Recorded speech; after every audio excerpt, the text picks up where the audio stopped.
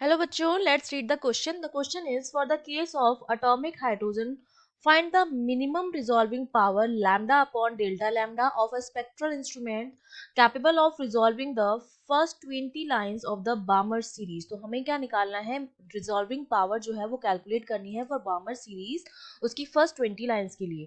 तो देखो इस क्वेश्चन को सॉल्व करने का हमारा जो की कॉन्सेप्ट रहेगा उसमें सबसे पहले तो आपको पता होना चाहिए बामर सीरीज के बारे में.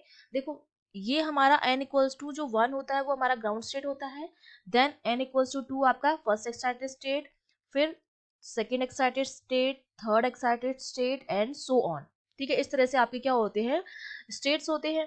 अब जब इलेक्ट्रॉन जो होता है एक स्टेट से दूसरे स्टेट में उसका ट्रांजिशन होता है, तो अगर ट्रांजिशन जो हो रहा है वो 3 से 2 में हो रहा है, 4 से 2 में हो रहा है, 5 से 2 में हो रहा है, मतलब सारी जो ट्रांजिशन जो है वो हर स्टेट से 2 में आ रहा है, तो ये जो सीरीज बनती है उसको हम कहते हैं बामर सीरीज.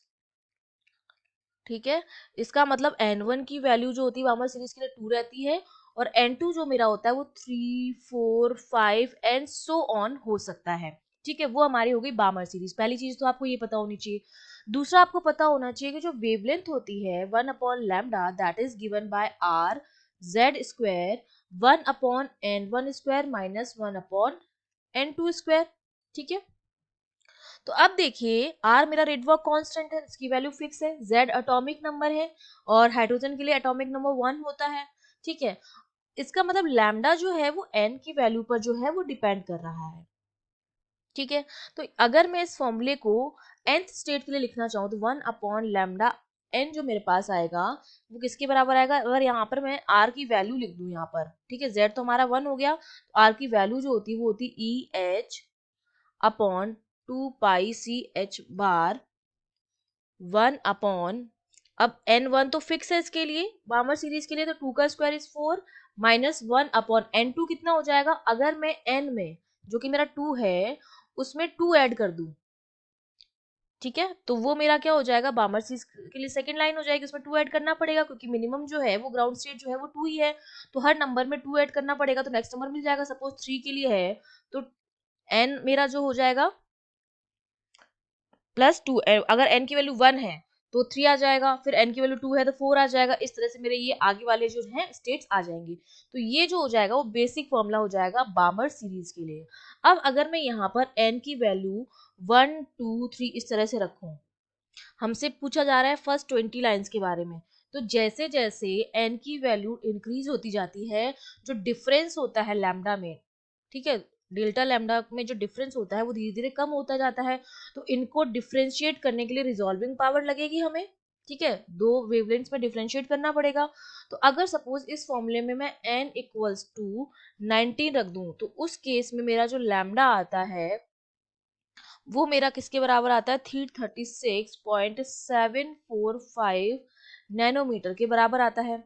सिमिलरली अगर मैं n की वैल्यू 20 के बराबर लिख दूं तो मेरा जो लैम्डा आता है वो मुझे मिलता है 336.447 नैनोमीटर के बराबर.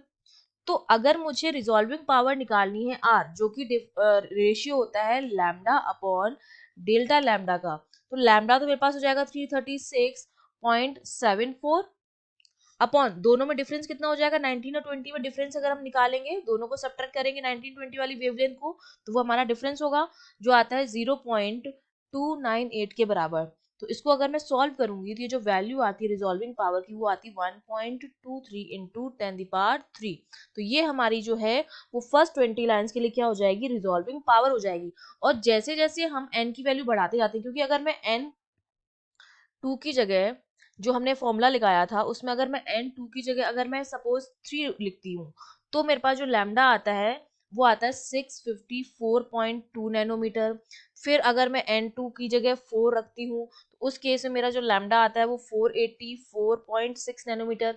इस तरह से ये डिफरेंस जो है वो धीरे धीरे क्या होता जाता है, कम. अभी इन दोनों के बीच में जो डिफरेंस है वो ज्यादा है, लेकिन जो 19 और 20 में डिफरेंस निकाला वो केवल 0.298 का आया, जबकि इसमें डिफरेंस जो है वो ऑलमोस्ट 100 150 के अराउंड है. तो जैसे जैसे एन की वैल्यू बढ़ती जाती है डिफरेंस जो होता है वो कम होता जाता है. तो रिजॉल्विंग पावर जो फर्स्ट 20 लाइंस के लिए आई है वो हमारे पास कितनी आई है, 1.23 into 10⁻3. I hope you understood well. All the best.